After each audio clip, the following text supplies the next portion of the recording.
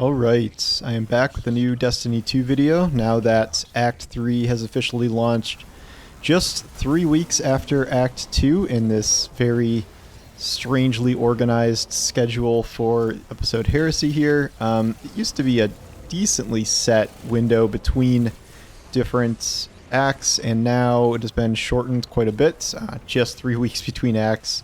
Meaning it's essentially all these story beats right in a row. It should be like 6 story beats or so right in a row. It's pretty unusual, though I guess I'm not going to complain about things coming sooner rather than later. My theory about the reason this happened is because it doesn't really matter if you're making people wait 1 week, 2 week, 3 weeks, 6 weeks, because from here, Act 3 of Heresy is going on forever.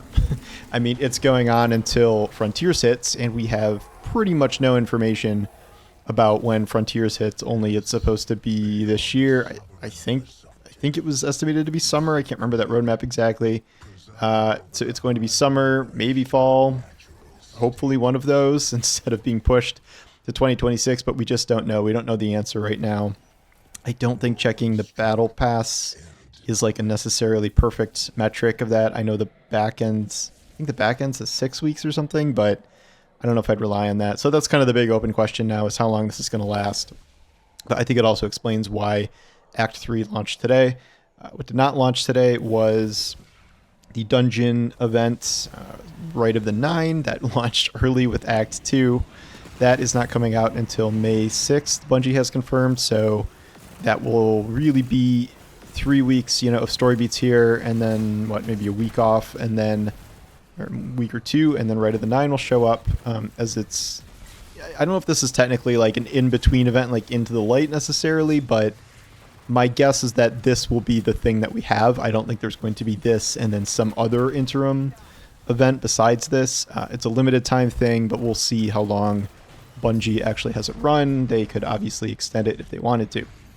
So today we logged in for Act 3, and we were treated to what I would consider a very confusing cutscene, where all of a sudden our Guardian is on the Dreadnought, and a giant image or actual Xivu Arath shows up and yells at us, and then throws a bunch of Hive swords at us, which we dodge, and then the cutscene ends, and then Drifter starts talking about the Dreadnought being damaged by Xivu Arath's swords or something.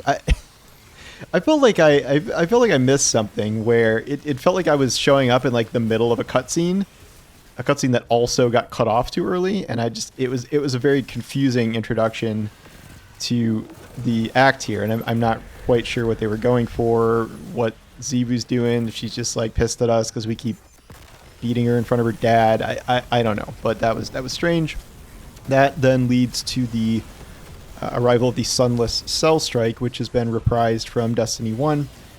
This is one of, the more memorable strikes, I would say, in the past. It was attached to the Taken King, given that it took place on the Dreadnought.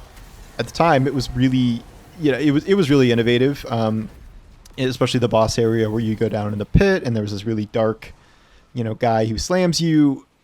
It's, I would say it feels less innovative now because it's the same thing, and we fought a bunch of those big slammy axe guys a trillion times, including a pair of them are currently a boss in Court of Blades. So they did, they updated some mechanics, and there's, new visuals, and there's friggin' dread in here. I feel like it's blasphemy to put up Grim and husks on the on the area where all the thralls used to run ahead of the boss room. But I don't know. I don't really know if the dread adds much of anything to it. And then, some slightly tweaked mechanics. Everyone's running through this on normal because that's just the way you do it for the story. So, if this gets harder and more interesting, is it nightfall or whatever, that's probably more of a proper way to judge it. So I guess we'll wait until that happens to really kind of figure out what we make of it. It's always good to have more strikes in the game. We're going to need some for the new ritual playlist here, and then those will be added on top of other battlegrounds being added, etc., etc. So, not going to turn down more strikes being added, but they made it sound like the new boss in there was going to be something like someone crazy, and from what I could, it was Obakul, which I'm assuming is related to Alakul, whether it's his son or brother or daughter or something. I don't know. I tried to look it up in lore. I couldn't find anything. So I don't know. That wasn't really anything of significance that I would say, but I'm not quite sure why they didn't want to quote unquote spoil that.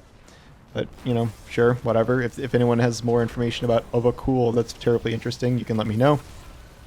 After that, we are tasked with doing revenge quests for Eris, which are essentially really, really long bounties. We've started a couple of these in previous weeks.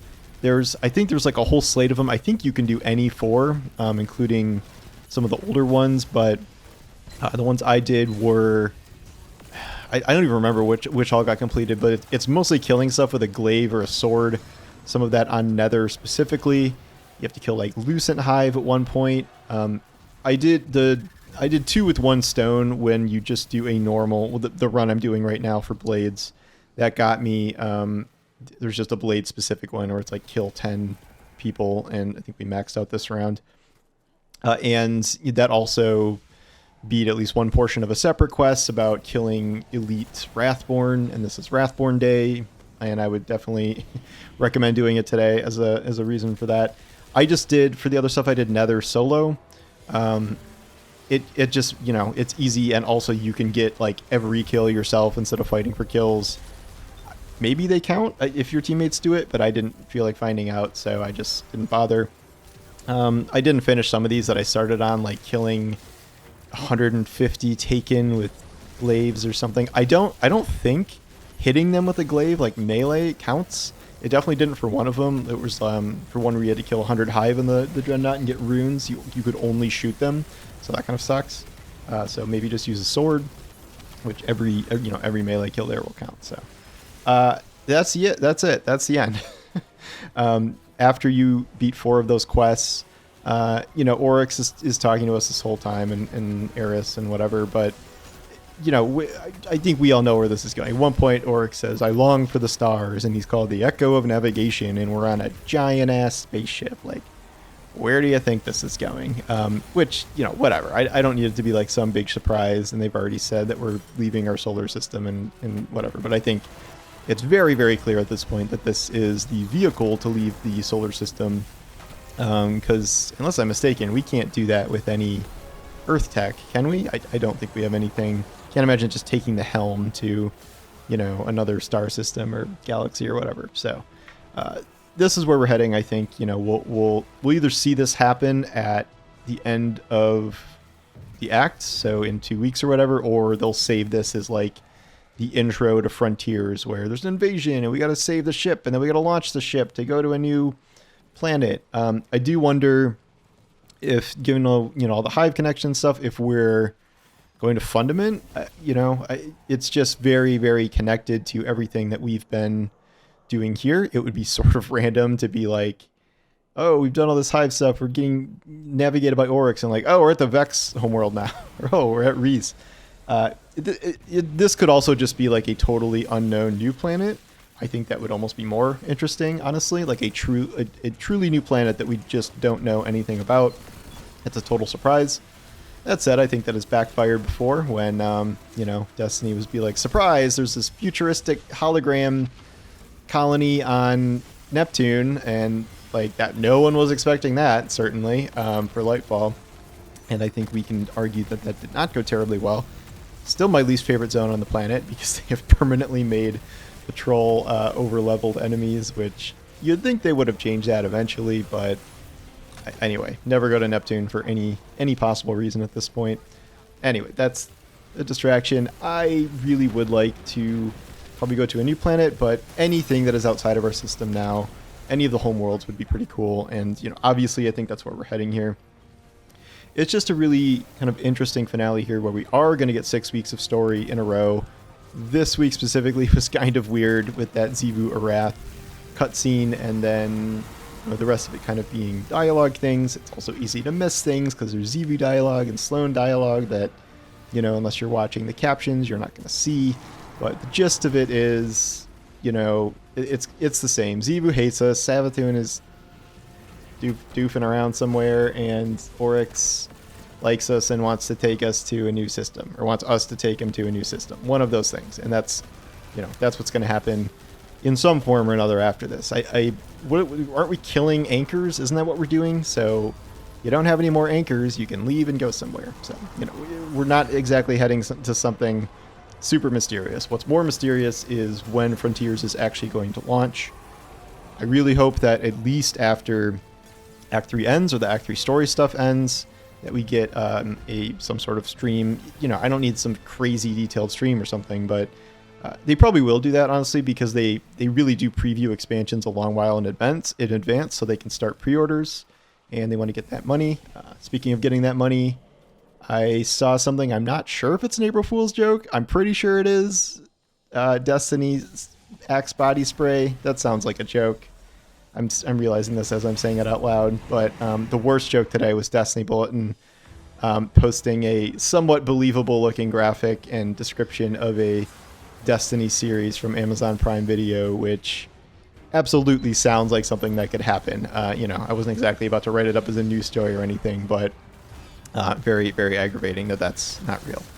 So yeah, so log in, do your quests and your weird bounties here.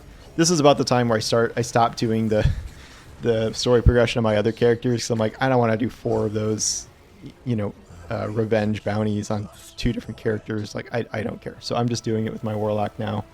I'm still trying to figure out if they actually did the buff to adept weapon drops in Blades and Nether. I'm not sure. I got one here, but a bad one.